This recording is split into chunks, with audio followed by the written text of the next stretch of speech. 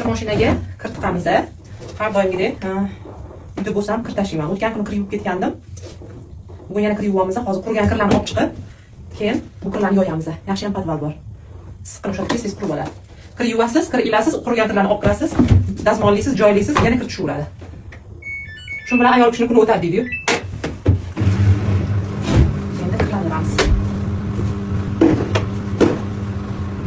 Alviyaga go'sht solsangiz zo'r chiqadi degan klientlarim. Bizning uyimizda bitta bog'oz borlar. O'zi nima qizlari.